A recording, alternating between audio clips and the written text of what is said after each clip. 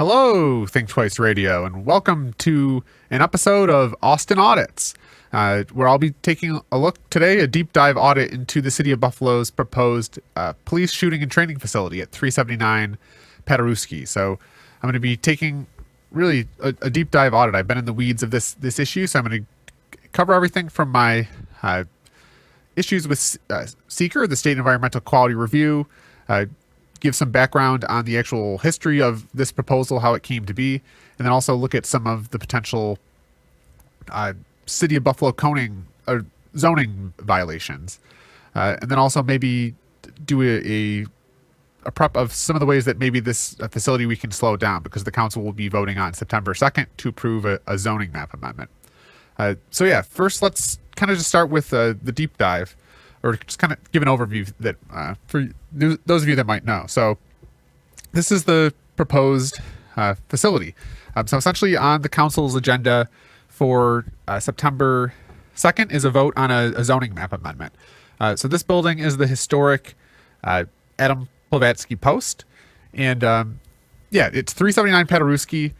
So right now on the council agenda for September 2nd is a zoning map amendment. So this building, 379 Paderewski, is the historic Adam Blavatsky Post, Veterans Post, and then it most recently served as the Matt Urban Center. And so essentially the city of Buffalo is now proposing turning this building into a police shooting and training facility near the central terminal. So that's kind of what's happening, and I kind of want to give a deep dive into what I know at this moment. I've been doing a lot of research, foiling, and just doing research, and I want to compose some of my thoughts in a long form format. So first, let's start with I think the history. So I think, as I said, this building is the historic Adam Blavatsky Post, and it's got this mural of civil rights leader John Lewis, and on the side it has this the quote on the side which says "Good Trouble," which is one of his quotes. So it's kind of, at least to me, I don't know, the irony of having this civil rights leader, just a giant mural painted on this building with the quote "Good Trouble." It almost, and every time I drive by, it kind of just almost inspires me. It's almost like, I'd write even just his face now, especially with the context of this mural. It's like looking you in the eyes, just challenging you. Like it's very, I don't even want to say haunting, but it makes you feel like you have to do something for this facility. So I think maybe let me start with a little bit of my thoughts of, just to kind of give my point of view before I get into kind of maybe some of the in the weeds issues. So I guess my personal opinion of why I'm proposed, and I am opposed to this facility, is not that the police don't need training. Right? It's state mandated training. I don't think anyone would argue that we don't want police officers being trained with their weapons. My really grievance with this proposal is the actual location. So it's in a residential neighborhood, a Broadway Fillmore residential neighborhood. And this site, as I mentioned, is the historic Adam Blavatsky Post. So this building was built in 1948. And it was essentially a veterans post. And I've talked to some people about kind of what that was. So right, 1948 was after the Second World War. And you had, right after the end of the Second World War, you had like a massive amount of veterans who just fought this war. So veterans posts were really popular across the country. And actually this building was, I believe, in the top 10 biggest. I don't know if it was in New York State, definitely in New York State, but I don't know nationally. It was just this massive community organization, especially that time when you had the terminal. It was really the first stop as you got off a train at the central terminal. The first thing you'd see in the neighborhood was this building, the Blavatsky Post. And really to start way back of who was Blavatsky, and Adam Blavatsky was actually the first World War II, this first city of Buffalo resident to perish in World War I. So he's actually this war hero, which is why they named the building after him. So it's the historic Blavatsky Post. And I actually did some research where I found this article about Adam Blavatsky that I wanted to pull, that I got from the library. So here's an actual article that I found about, really the only one I could find about Adam Blavatsky. So here's a picture here of Adam Blavatsky, and that's his mother. And there's this article that I think has inspired me to maybe write a folk song, but it's talking about Miss Blavatsky's illness and barring trip to her son's grave. So I'll read a little segment here. So it says, U.S. pilgrimage is hero's crypt in decline. So it starts with the fat little French general stood on the tips of his toes. His mustache bristled, but his mouth was smiling. Mon brave garçon, said he. Then he pinned a medal on Adam Blavatsky's chest, the coveted Croix de Jouer, and French friends might critique me there. The long line of men on parade stood warily in the mud of northern France. A makeshift band blared. Then, before the astounded Adam Blavatsky could realize what has happened, the fat French general kissed him on each blazing cheek. An officer rapped out on a sharp order. The line of men wheeled and marched away by squads. That was long ago. Private Blavatsky, one of the first Buffalo men to enlist, was a hero. His buddies were proud of him. You don't go be talking to us ordinary guys now, they said. They all liked him. Then came the more onerous side of the war. Blavatsky went back to the trenches again near St. Mihiel. The army was preparing for another drive. Another chance for you to get some of them ribbons, laughed his buddies as they crouched low in the trenches, awaiting the word to go over. Blavatsky did not hear them. He was happy and thinking of his folks back home. They would be proud of him. As soon as this drive was over, he would write them that he had won a citation. He could imagine his father and mother, with tears of pride in their eyes, reading his letter. It would be great. Heedlessly, he crouched in the trench. Shells burst screamingly nearby. He was thinking of his folks, thinking of his letter, what he would say, trying to visualize his parents as the mailman dropped the letter into their mailbox. What a surprise they would get. How happy would they be? That letter, however, was destined never to be written. Private Blavatsky was one of the first to scramble over the top when the word went down the ranks that the drive was on. Bayonet affixed, side by side with his comrades, he advanced a trot into no man's land. That was the morning of April 3rd, 1918. They had barely leaped from the trenches when a shell killed Private Blavatsky and a number of his buddies. Back at home, news of his death was a sad blow to his parents and friends. Now his mother, Miss Catherine Blavatsky, 753 Best Street, Buffalo, will have the opportunity to visit the grave of her son. He lies in the American Cemetery at St. Mihiel. The government would send her over there at its own expense, but she can't leave. She is ill. I'm so sorry I can't go, the Gold Star mother said, but I'm sick. I don't think I could stand the strain. But it was very nice of the people over here to think of us, mothers who lost sons in that war. Very nice. Sadly, she shook her head. Folks over here, however, hadn't forgotten Private Blavatsky's work in the big fight. Immediately after the war, legionnaires gathered to do him honor. They named a legion, post after him, the Adam Blavatsky Post, in Union Hall. Adam Blavatsky was born in Buffalo on September 24th, 1886. Following a preparatory education in St. Albert's School, in school number 31, he went to work as a mechanic. On July 23rd, 1917, he enlisted. Following a short training at the Camp Dix Company, 23rd Infantry, left for France in September 1917. 7 months later, he was killed in action. And yeah, I just wanted to start with that article because, right, that's kind of the framing of the issue. This building is a historic building named after, as we read here, one of Buffalo's war heroes in the First World War. And that's kind of the historic nature of the building. And then right with the mural of John Lewis on the side, it just kind of, I just wanted to kind of echo the history. And one of my biggest grievances with this project is that if the city turns it into a police shooting training range, this history of this building, the history of Adam Blavatsky, of John Lewis is just going to be lost to the ashes. And I think it's a moral issue for me. And I think the improper use of a shooting training range in the facility in a residential neighborhood. So that's kind of how I wanted to start the conversation. So now I wanted to get a little bit in the weeds of the, here, my clock's not working. There we go. I just wanted to get into the weeds of the current context because we're approaching a council vote on September 2nd. And first, maybe I want to start with where this idea came from, because this building has always been a community center since 1948 when it was the Adam Blavatsky Post. Really a big ethos of the Blavatsky Post was community service and serving the immediate neighborhood. And most recently is the Matt Urban Home Center. Matt Urban is a nonprofit organization. They offer lots of services. There's a food pantry there. There's a gym in the building that served as an after-school location for kids to play basketball. And even just speaking to some of the residents nearby, a lot of them had experiences, whether that was using the facility to, print out things. And it's just been a hub of neighborhood activity. And that's kind of my grievance and my question that is still yet to be determined is why this building? Why this building in a residential neighborhood? Why does this building need to be turned into a police facility? Is that really in the best interests of the neighborhood? So that's kind of the overview, and drop some comments if you have questions. But so now I kind of want to talk about maybe how, at least from my understanding, how how we came to be where we are today, which is I'm recording this in mid-August. We're about 2 weeks away from the council's actual vote. So I kind of want to set the stage of how we got where we are, where the city of Buffalo has initiated a zoning map amendment. Essentially, the reason they're doing a zoning map amendment is to change right now this property is zoned residential, and they're trying to change it to mixed use edge, or N3RE, which would allow them to build a public safety facility in a residential zone without a special use permit. Because technically, based on the city's zoning, they cannot build a public safety here at 379 Paderewski without a special use permit. So I think the first place for me to start, at least I was trying to figure out how this originated. And I think the earliest I could find it, I think the history of this, first of all, there's kind of the shooting range in the building. So the building has been the Paderewski Post, or the Matt Urban Center.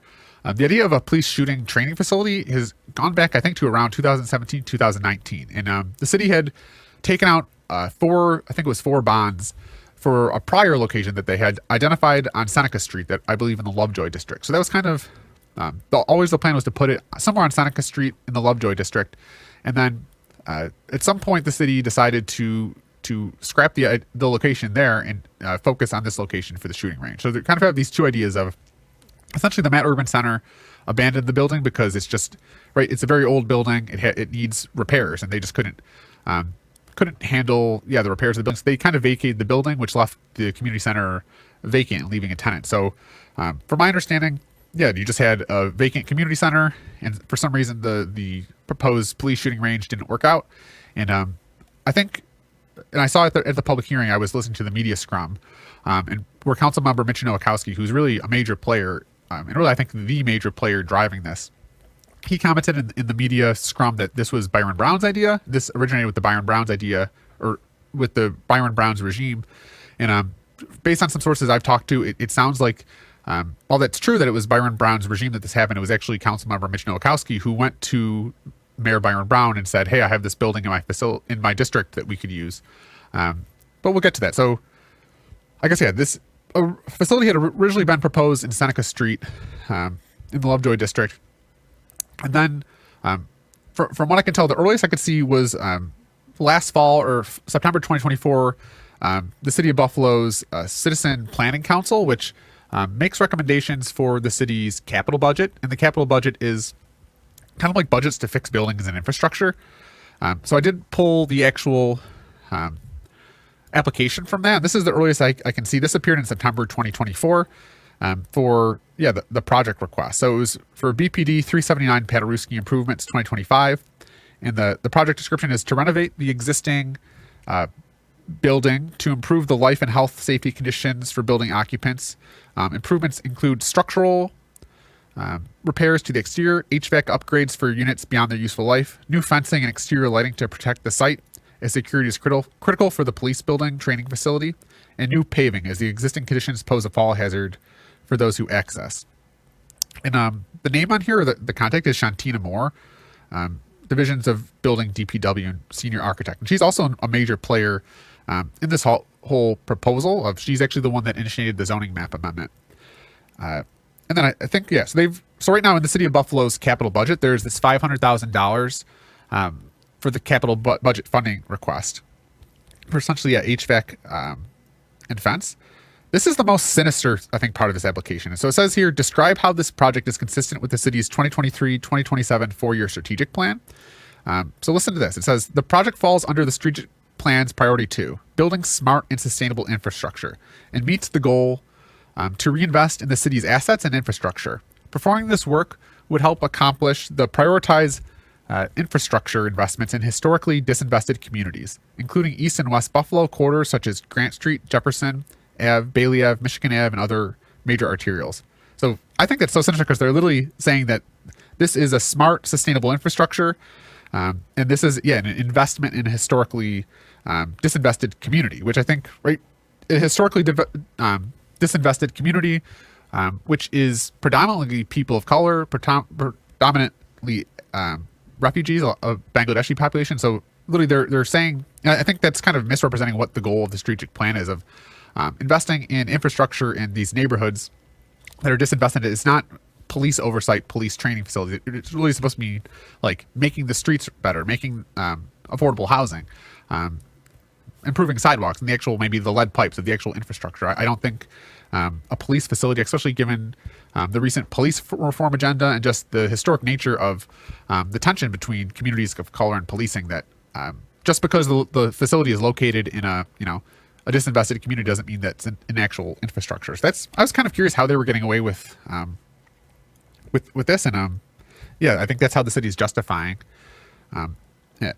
And it says, improvements are required as the existing systems are beyond their useful life and pose a life and health safety risk for those who access. Exterior improvements will also serve as a positive contributions to a neighborhood that is in need of revitalization.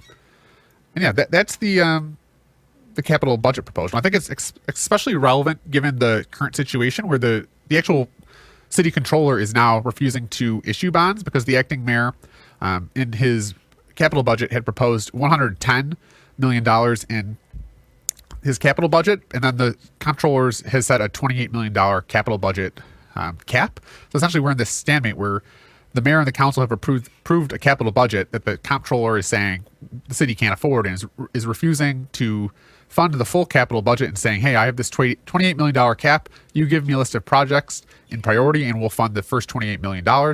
And from my research, from my own research, I think this $500,000 of police facility hasn't actually been bonded out yet. So I think it's especially relevant given the current context between the controller, the mayor, and just the political tensions between the three bodies of government that we have here in the city of Buffalo. So that's like September 2024. And then also I found some information of there was an actual piece of legislation that had originated in the state Senate that was initiated by Crystal Peoples-Stokes regarding bonding or financing of this facility. Because as I had mentioned, the city had previously issued 4 bonds for a police shooting range on Seneca Street in the Lovejoy district. And I don't really know much about that legislation. I think it did end up dying in the Senate, but that kind of happened late last year. And then from the city perspective, something that kind of the next big major timeline is a bond resolution. So in March of this year, actually a new bond appeared before the Common Council, and for essentially to fund this facility. And essentially there was 2 pieces of legislation. One was I believe it was $535,000 of a new bonding for the location at 379. And then the other piece of legislation or item was essentially recalibrating or reappropriating the bonds at the previous location for the new proposed location at 379 Paderewski. So yeah, there's 2 bonds here which I'll pull up. Let's see if I can get these up here.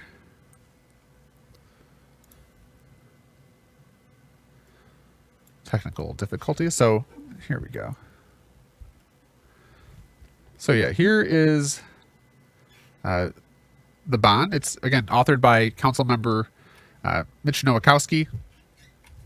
And yeah, this one is the one that essentially reconsolidated the debt. I don't want to bore you with all of this, even I'm not doing, but essentially this bond just took the 4 previous bonds and allowed them to be put towards the old location to 379. And then the other bond, which I think provokes some interesting questions, was the new bond for about $500,000. So let me see if I can get this here. So yeah, this is this bond resolution. I think I want to bring attention. This one really was just a new one. I think a couple lines that are pertinent here are this whereas it has now been determined that it is in the best interest of the city to locate the new police training shooting range facility at 379 Paderewski rather than Seneca Street as originally planned. And that's it. That's all we have as justification of how the city came to this decision, just that it's been decided that it's in the best interest of the city to locate the new police training shooting range facility at 379 rather than Seneca Street. That's essentially like literally all we have. And then also this second section here, section 2, it says the appropriate environmental review has been undertaken pursuant to the New York State Environmental Quality Review Act, SEQR, and a final determination has been made pursuant to SEQR with respect to the proposed police training shooting range facility to be located at 379 Paderewski. And that line did perk my interest when I read it back in March because I was following the bond resolution back in March. And for those kind of a high level of what SEQR is, or the State Environmental Quality Review Act, is a piece of New York State legislation that essentially requires, developers, city agencies, really any major construction projects to undergo an environmental review. And it's the law, it's required. So for those locally that maybe have been following the news, this is really the heart of the lawsuit for the Kensington Expressway project. So I know I've talked about the East Side Parkways Coalition, and the New York State Department of Transportation's Kensington Expressway project is very similar in many levels. But that was a SEQR case where the East Side Parkways Coalition and community groups sued the New York State Department of Transportation, saying that you improperly did SEQR, you misclassified it, and you need to do a full environmental review. And so it's very similar here of essentially any construction, especially one like this where it's a government agency or the city of Buffalo that's initiating and constructing the facility. They have to comply with the State Environmental Review Act. And I think it's, I'll pull up the actual legislation here. This is the Cornell site. So yeah, essentially it's just this law in New York State that has a bunch of definitions that, and I think the authority or intent is essentially it was just legislation to help really, right? New York State has, for better or worse, very strict environmental regulations. We're, really pro-environment. So the SEQR legislation was just intended to help make sure that environmental review is part of the decision-making process and help stop pollution. So that line in the bond did pique up my interest because it says right here that section 2, that the appropriate environmental review has been undertaken, which that got me thinking of, is this actually true? Did the city actually underdo SEQR? And that's going to lead me to maybe this larger segment right now of some of my understanding of the SEQR. So essentially that statement there in the bond that says that a final determination has been made and essentially implies that the entire environmental review has been completed. Because essentially part of the environmental review process, essentially, and I'm not a lawyer, I've just been reading SEQR recently to kind of get familiar. Essentially, you first have to determine the type of action it is. So there's a couple different type of actions. There's type 1 actions, which at a high level are just actions that are going to have a significant impact on the environment. Then there's type 2 actions. These are things like just, rehabbing a house. I think building, just actions that are listed that aren't major and don't require environmental review. And then there's unlisted actions, or essentially any action which isn't that type. So essentially you kind of have to determine what type of action is and then determine significance. It's a lot for anyone to take in, but essentially that statement there, from my understanding, is that if a final determination has been made, it means that the city has completed the environmental review. This, I guess, leads me to the point of I have yet to see any environmental documents, nor has anyone that I know has seen any state environmental quality review documents. And actually, part of SEQR is, right, I think there's a part of, essentially, you need to study this up front. You can't kind of study the environment halfway through or towards the end. You have to literally, before you finance, make any sort of approvals, put a shovel in the ground, you have to consider the whole action in full. So that statement that the city has made a final determination is actually proper, right? They have to make a final determination before they can finance, before they can do a zoning map amendment, before they can put a shovel in the ground. But actually, from my understanding, I have not yet to see any of this information online. And there's actually a part of SEQR, I think it's 617.12, document preparation, filing, publication, and distribution. So actually, part of SEQR, SEQR is intended to be a public-facing thing. It's not this thing that's done in private. You really are supposed to encourage and engage the public so they can get feedback. So it says the following SEQR documents must be prepared, filed, published, and made available as prescribed in this section. So preparation of documents, each negative declaration, positive declaration, notice of completion of an EIS, notice of hearing and findings must contain the following. Then it lists a bunch of things. I think, where can I find the section? So yeah, it just essentially requires that I think there's this line here. All SEQR documents and notices, including but not limited to EAFs, environmental assessment forms, negative declarations, positive declarations, scopes, notices of completion of an EISs, notices of hearings and findings must be maintained in files that are readily accessible to the public and made available upon request. So literally baked into the cake of SEQR is that these documents are supposed to be quote unquote readily accessible to the public and made available on request. And this is kind of my first understanding of a potential SEQR violation that the city has done, is that these documents are not public. They have not been made public on request. I've filed FOIL or Freedom of Information requests first with the Office of Strategic Planning back in March when I read that, and then the Office of Strategic Planning, and I have the actual FOIL here. The Office of Strategic Planning essentially said that they did not have those documents, which then made me follow up with the New York State Department of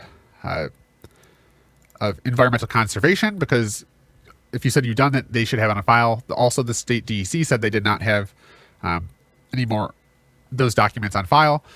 So I've foiled, and I actually even visited the Office of Strategic Planning, and then later the clerk's office, requesting to see the SEQR documents for the application, because they're actually part of the zoning code that says that SEQR documents are part of the application, or need to be in order for the application to be complete. So I do actually have a FOIL request or Freedom of Information law request with the city's clerk office, where I requested here for all SEQR related documents submitted or generated in connection with the zoning map amendment for 379 Paderewski, including but not limited to all environmental assessment forms or EIFs, short or full, and any determination of significance.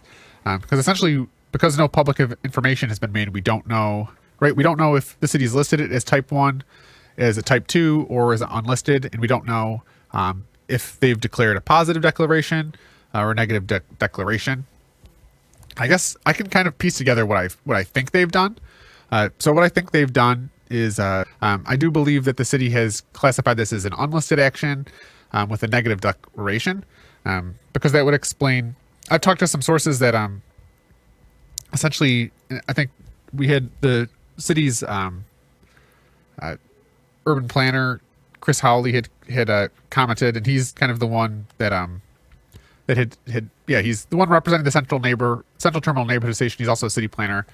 He stated online that I don't disagree with that parallel, though my understanding is that an EAF was prepared for the zoning map amendment. So essentially, that kind of supports my hypothesis that the city has declared this an unlisted action with a negative declaration, which would allow them to do like a 3-page short form, which is essentially, long story short, is kind of the most basic or the lowest level of environmental review. It's not like the Kensington Expressway or even the recent project of the NFTA's proposal takes on the Metro Rail. Like, it's not a large infrastructure project that requires an EIS or an environmental impact statement.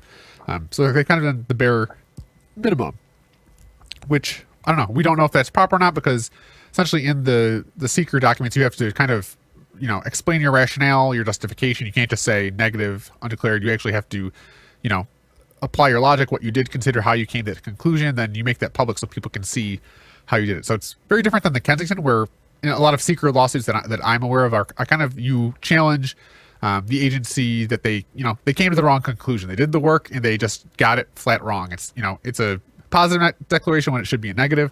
Or in this case, we literally don't have documents to go off of, so we don't know how they've declared it. We can't even object to how they've declared it because we don't know. We have no information. And as I stated earlier, a zoning map amendment, because it's an action under SEQR. So because, and I'll get into this a little later, because the planning board and then the common council needs to take an action and vote to do a zoning map amendment, that becomes an action. And I did want to at least propose something that maybe the city hasn't considered, that under state environmental quality review. So actually, right, I said earlier, there's type 1, which has environmental impacts, type 2, which has none, and then all other action, which are unlisted. So I think they've declared this an unlisted action.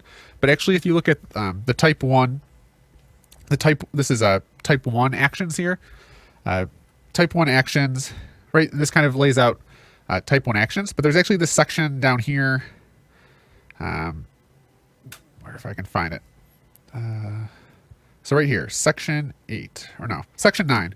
So any unlisted action, which is what I put together of what I think the city's classified this as. So essentially, any unlisted action that exceeds 25% of any threshold established in this section occurring wholly or partially within or substantially contagious to any historic building, structure, facility, site, or district or prehistoric district that is listed on the National Register of Historic Places. Essentially, it has to be, right, if it exceeds 25% of any of the thresholds in this section. So here are the thresholds. So, for example, any project that involves the physical alteration of 10 acres, a project that has 2 million gallons per day of water, parking for 500 vehicles. Essentially this one, in a city, town, or village having a population of 150,000 persons or less, a facility with more than 100,000 square feet of gross floor area. Now, the reason I'm bringing this up is actually the location of the facility at 379 Paderewski.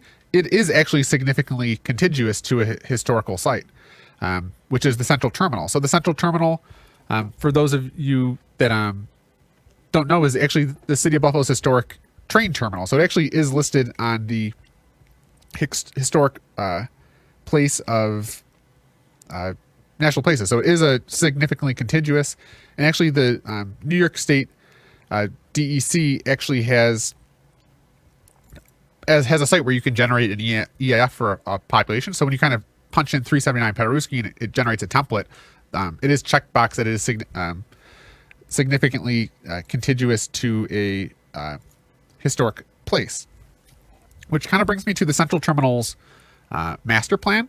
So the Central Terminal Restoration Corporation, right? This is this historic building, the master plan. Again, it has this rendering of, right, here's their master plan. And actually, this is the site of the facility at 379 Paderewski. This is the point I've had of my objection, is that actually the Central Terminal Restoration Plan, their actual master plan conflicts with a proposed police shooting training facility. So they have this, the parking lot, this pink red, and the building is purple. So they have it planned for health and wellness, arts, culture, and community. So because the Central Terminal is, right, because this property is significantly contiguous, all it needs to do is meet 25% of any of the unlisted action thresholds, and it then becomes a type 1, which would require further environmental study. And I think the one is I've been getting, right, as I've been auditing, the one I think that is most relevant to this project is the actual square footage. So again, we had this language here that says, in a city, town, or population of having a population of 150,000 persons, or no, 100,000 persons or less. Let's see. Oh, okay, this one. In a city, town, or village having a population of more than 150,000 persons, and the city of Buffalo does have, I think it's over 200,000 people, so it is over 150,000. A facility with more than 240,000 square feet. So essentially, if the proposed facility at 379, because it is significantly contiguous to a historical place, has square footage that is 25% of 240,000 or 60,000, then it would automatically become a type 1 action. And actually, the actual proposal, essentially, we don't know how much square footage is. We literally don't know how much square footage is officially, right? Even the city, and this is an actual site plan. So this is the site plan. This was not part of the application, but I got this. This was what was proposed to the planning board. So this is really the only documentation of what they're proposing to build. And I guess, yeah, this is the existing structure here, which is the Paderewski building. So that, based on the assessment roll, is 24,000 square feet. And then this building, it says a 1-story footprint. We don't know how many square footage it's proposed to be, but I think during the planning board meeting, the architect on the project said it was going to be 19,000 square feet, which would, right, 24,000 plus 19,000 is less than 60,000 threshold. But I guess my concern is that, right, if it's right now a 1-story building, if they decide later on in the process that they're going to add a second story, then that 19,000 might become 40,000. 40,000 plus 24,000 in the existing structure is a square footage of over 60. So actually, and we don't know what exactly, right? This is the only thing we have. We have no renderings of what they're proposing. they're literally just proposing, right? I believe this is the historic Paderewski post that they're going to turn into training, and then they're going to construct a new, as they call it here. You can't see it, but yeah, they call it a civic structure, a new civic structure. This new civic structure, which is a shooting range, is quote unquote 19,000 feet. Although we have no renderings, we have no way to confirm that. And I think that's a SEQR issue. Is just we don't know how they've classified it. We can't even challenge it. So really, literally, I'm just speculating on the data. And I think the other thing that is at least SEQR is around the central terminal.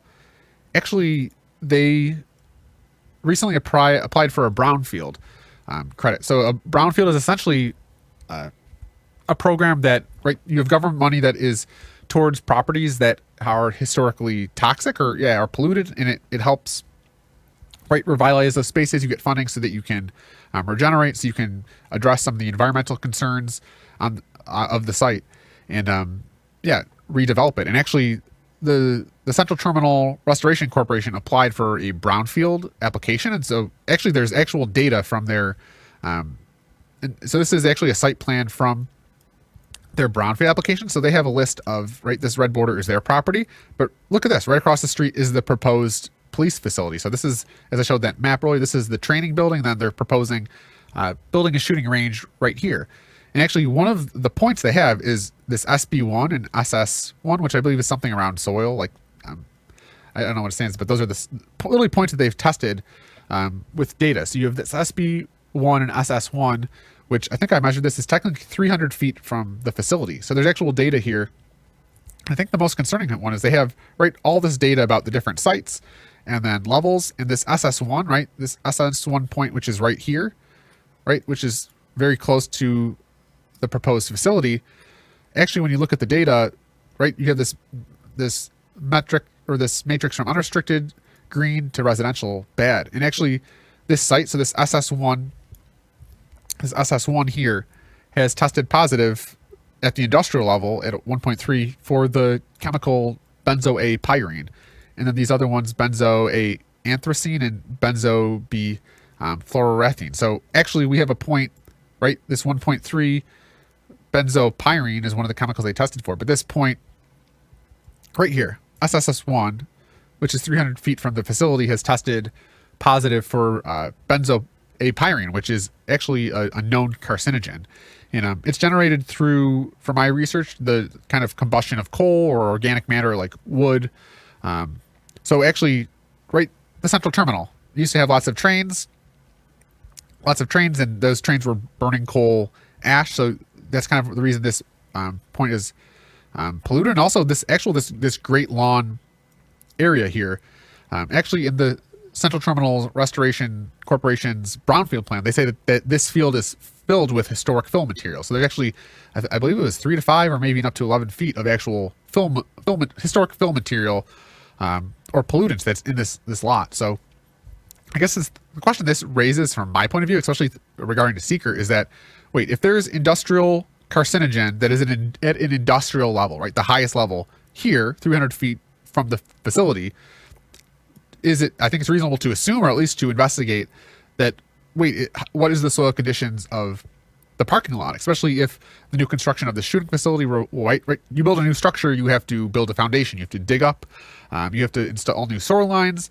right, you need to excavate the lot. So do we know what the soil conditions of the soil are, especially, right, historically this site, and I have some maps of the actual, right, this is what it looks like in 2025, but right, there's actually been historic development of, there's times when this whole place was a giant rail yard due to the just the rail lines were in different places. And actually I have this map from 1884. So this is a really old map that my buddy was able to turn up, but he found this map from 1884 that just kind of shows how the land use has changed in this facility. So this is, right, the historic rail lines. And I think based on where we're looking at, there's this West Shore Road, railroad that essentially cuts through the historic property. So I think, right, this is the lot we were looking at somewhere around here, and this is where the facilities live.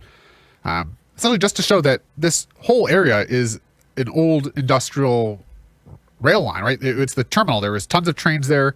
Yeah, and this is even before they built the central terminal itself, is that you had, rail lines there. So this is actually, the whole neighborhood is one kind of historic brownfield. And I think kind of coming back to the SEQR is that, right, it's reasonable to assume that potentially the soil might be polluted, and part of the SEQR, the review process, is taking hard looks at potential environmental impacts.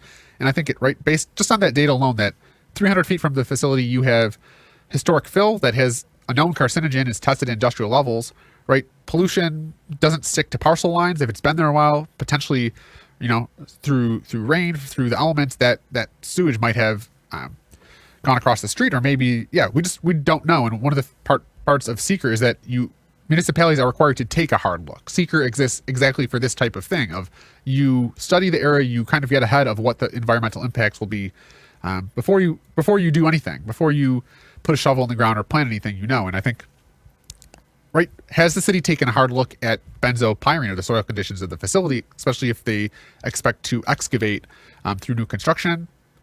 They're required under SEQR to do that, to take a hard look and reasonably assess the impacts of how to mitigate that. And right now, we just don't know. There's no SEQR documents online. We can't find any information.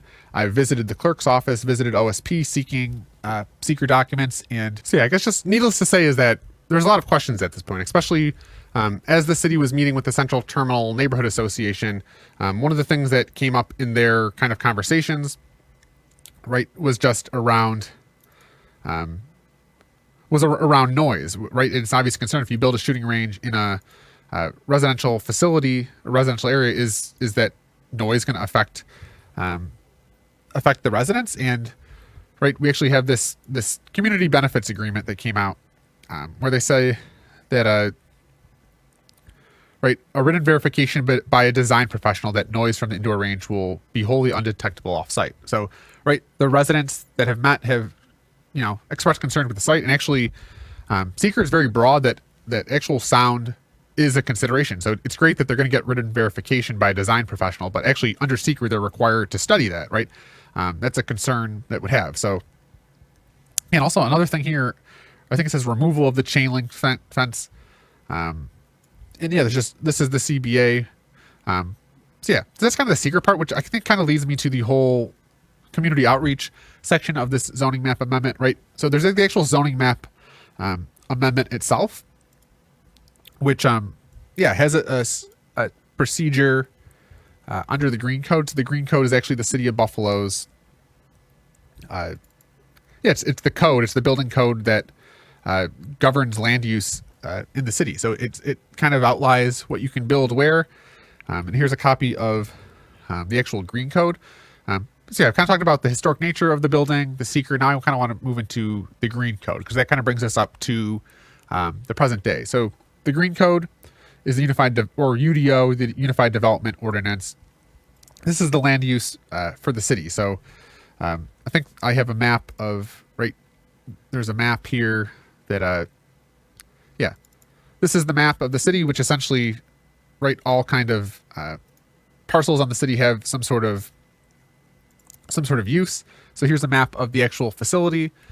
And essentially the issue before us and before the council on September 2nd is the changing of this very specific facility here, which I've highlighted, which is actually one of this lighter color, because it's essentially residential, N3R residential.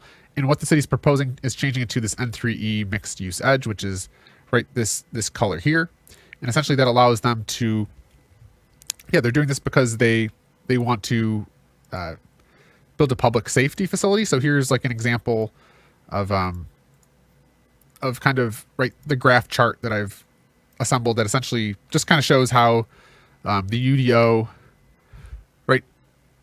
it prescribes certain locations. So we have this public safety facility right here, which is what the police facility is, and then N3E, which is the proposed, which is this full circle, which means that it's fully allowed, and N3R, which the parcel typically is, which is right now a half circle, which just means you can do it, but you need a special use permit. So essentially by changing from N3R to N3E, you wouldn't need a special use permit, which just requires more oversight. So that's why kind of they're changing the parcel itself. but yeah, we have the UDO, which is, yeah. So actually, kind of where we are right now is we're in this zoning map amendment process. So the UDO does prescribe a process for zoning map amendment. So really, we have this nice, clear flow chart, right? Applicant submits the application, the city clerk reviews, then it goes to the city planning board for recommendation. The common council holds a public hearing and makes a decision, and they either approve with modifications, or disapprove. So right now, as I record this in August, we're literally right here. They've gone through the process, and I'm going to get into here of how they've violated this process, but they've gone through all these steps improperly. So very clear steps on the zoning map amendment. So yeah, this is 11.32 zoning map amendment. So it says a zoning map amendment allows for an amendment of the zoning map in response to change conditions or changes in city policy, right? So that kind of sets the baseline of what a zoning map is for. And I can get into the weeds here of that in the one thing we'll review is the actual application itself, but I feel they've kind of failed to justify any change in conditions or any change in policy. So the first part is this initiation, right? So the applicant submits an application. So that's the initiation. So it says here in the Green Code that the Common Council, City Planning Board, or Executive Director of Strategic Planning may initiate a zoning map amendment. Or 2, a property owner or persons expressly authorized by the property owner in writing may initiate a zoning map amendment. There's also this kind of consideration of property owners at 50% of an area, but we're going to ignore that for now because it's really kind of outside the purview of this. So literally the initiation, either the Common Council, Planning Board, Executive Director of Strategic Planning, they can initiate it, or a property owner or someone expressly authorized by a property owner. So say an architect or someone, but they need authorization. They can initiate. That's kind of my first, at least, issue that I have with the actual application is that I believe that that the application itself is potentially right dead on its face because it wasn't initiated. So this is the actual application, and this is the amended application. I'll get a little into that of what that means, but essentially this is the application for that is on the docket. And right, the application owner is the city of Buffalo, which they originally left blank. And the agent or the person is Shantina Moore, right? I mentioned Shantina Moore earlier in the capital budget request. But yeah, she is a senior architect within the Department of Public Works. So she's listed as the agent. So I guess my question is, what authority or authorization does Shantina Moore have to initiate a zoning map amendment? She's not the Common Council. She's not the OSP. She's literally just a city of Buffalo employee. So actually one of the FOIL requests I've submitted that they have yet to answer to is the written authorization, right? Because we come back to that, if we come back to the right actual application itself, it says that either the Common Council or someone, right, explicitly authorized by the owner. And I think that's more the property owner or someone expressly authorized is more kind of intended when it's a private property. I believe when it's a kind of a city Buffalo thing, it has to be the Common Council, a Common Council member, which is part, and I want to be transparent of actually the Common Council member did submit having some technical issues here. They actually did submit a written authorization, or they submitted a resolution, essentially approved it. But again, coming back to the Green Code itself, the right applicant submits the application. Right now, the only information we have is the applicant is Shantina Moore, who I believe is not. We'll see. Has she have written authorization? We'll see when they have a FOIL request.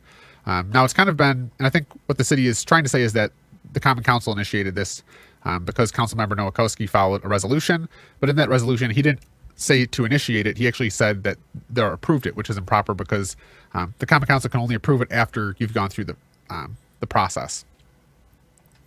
So yeah, there's some information here about the procedures, but I think the second step, right, is a zoning map amendment application must be filed, and when it is determined that the application is complete, the city clerk must forward the application to the city planning board, which kind of brings me to another violation. So this the original application was filed on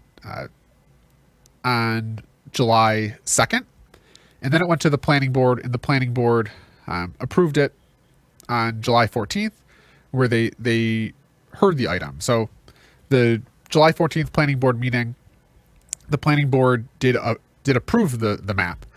So then on actually July 15th, so the day after the planning board, came up, I did foil. Let's see.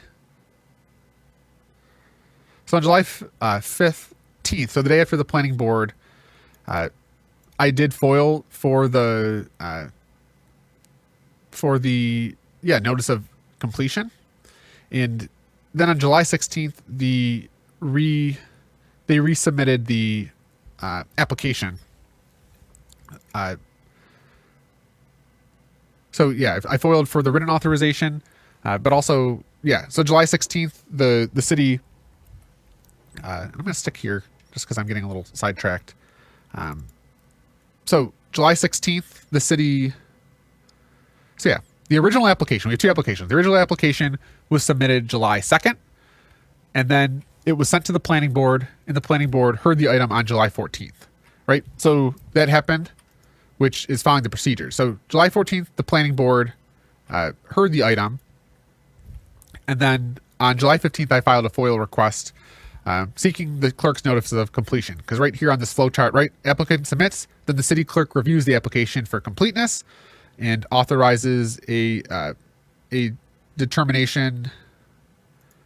Yeah, they essentially have to submit a notice of determination that it's complete. So the clerk then reviews it, says it's complete, says it to the planning board approves. So the day after the planning board approved the item, I sent a FOIL to the clerk saying, hey clerk, I want the application's notice of completion. So that happened July 15th. I filed that FOIL request. And then July 16th, the day after, the applicant, Shantina Moore, resubmitted the application. And in the prior application, she had listed the owner as blank. And then the amended application then had the city of Buffalo listed as a owner. And me and a couple friends had noticed, hey, this application's incomplete because the owner's blank. So then July 16th, they resubmit the application. So the full application with the complete owner information, and attached to the amendment was a notice of completion from the clerk on July 16th, which causes an issue because that's a procedure of the zoning code. If the clerk issued the notice of completion on July 16th, but the planning board made a recommendation, approved it on July 14th, that means the planning board acted and approved the application before the clerk said it was complete, which right here violates the procedures of the Green Code zoning map amendment, right? So not only do I have questions with the applicant submitting their application, right? Because Shantina Moore, an agent of the city, has initiated it, and she doesn't have the authority under the Green Code to do that. The city planning board then approved the item before the clerk said it was complete. So the city planning board essentially made a recommendation on the application without the clerk saying it's complete. So they approved an incomplete application. So they made the recommendation, and then the amended application did then go back to the planning board on July 29th, and the planning board did not approve the application they received and filed it. So they essentially just said, we got it. The meeting lasted like 30 seconds. So that's the procedure. And I'm sure the city will argue that, the planning board, it went before the planning board on the 29th.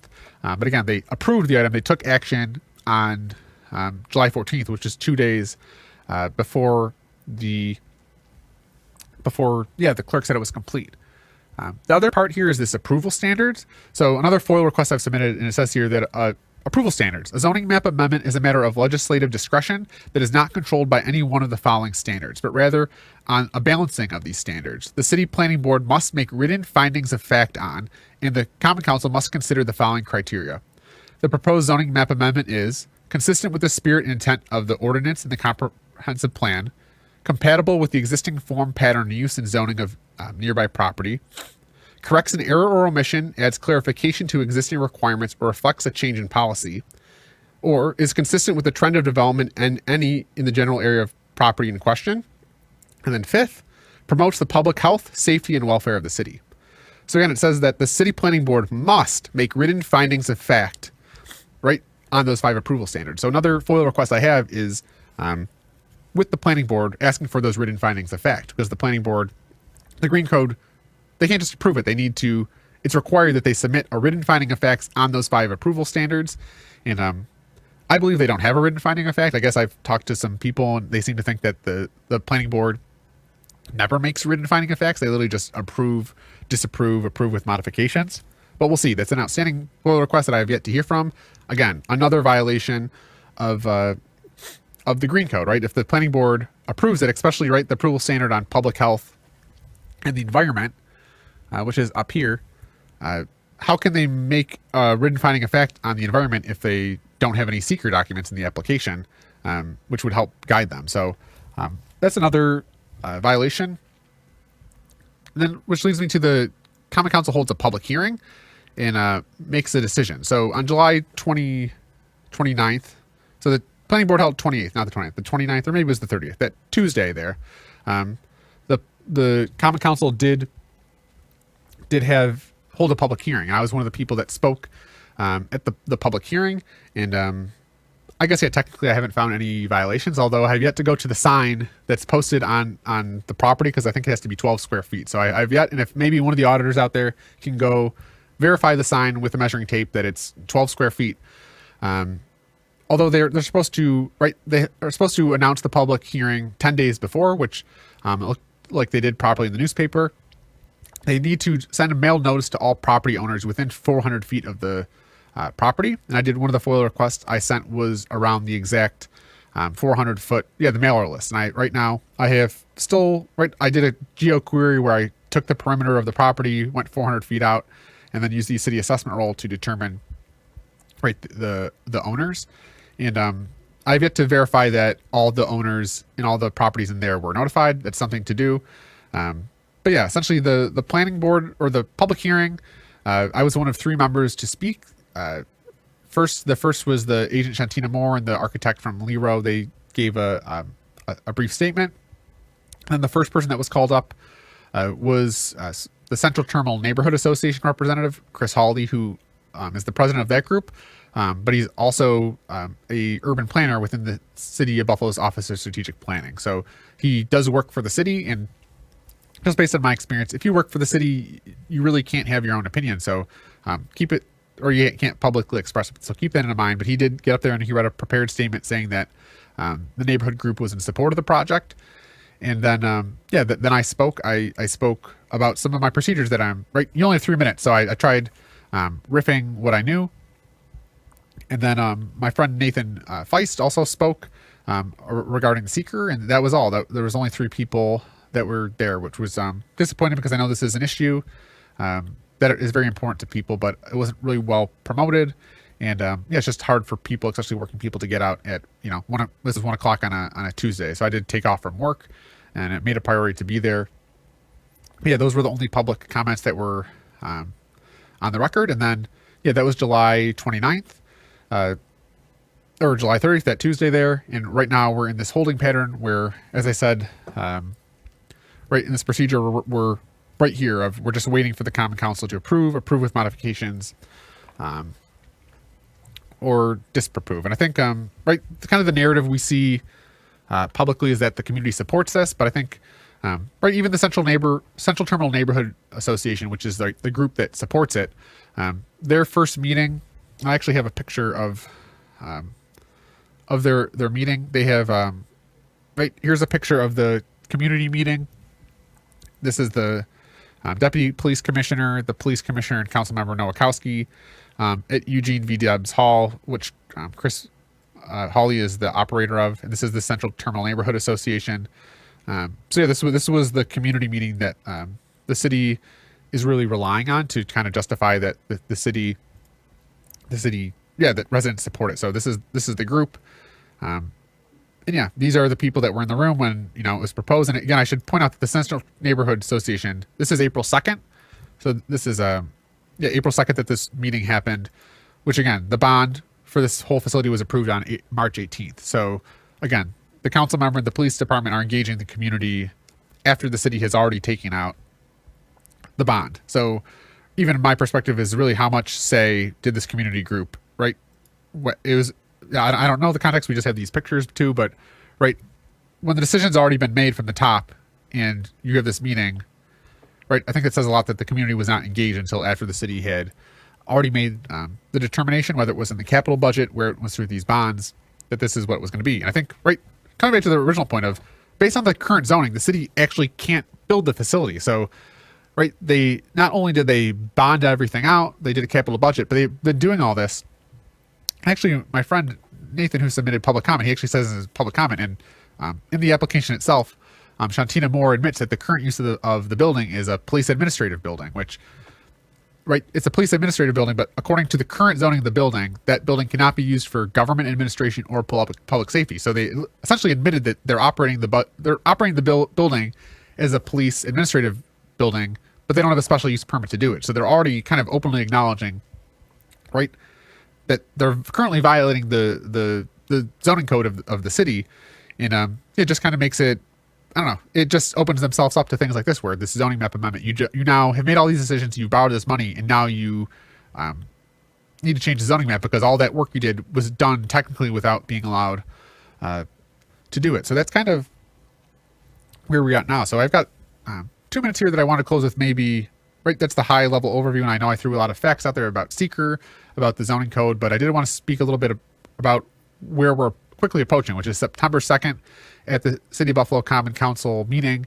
I expect the Common Council to approve the zoning map amendment, which, yeah, is kind of the current reality. We would need 4 members of the current 8-member body, with the acting mayor not having a vote, to vote nay, which I don't expect. I believe the Common Council will approve this item, which, I don't know, kind of coming to my initial point, whether it's around, good trouble. And I encourage anyone, I think, right, with that being the reality of the Common Council is probably going to go ahead and approve this item. What can we do? I think, one, there's calling your council members and just letting them know where you stand. I think that's one. And I also recommend submitting public comment. So if you can get comments, if we as residents can get comments on the record before they vote, whether that's with concerns that the city hasn't done SEQR, whether that they haven't really truly engaged the community, just get your thoughts if you oppose this facility on the record. Make a phone call, but also, submit an item to the Common Council and get your thoughts known and get that on the record.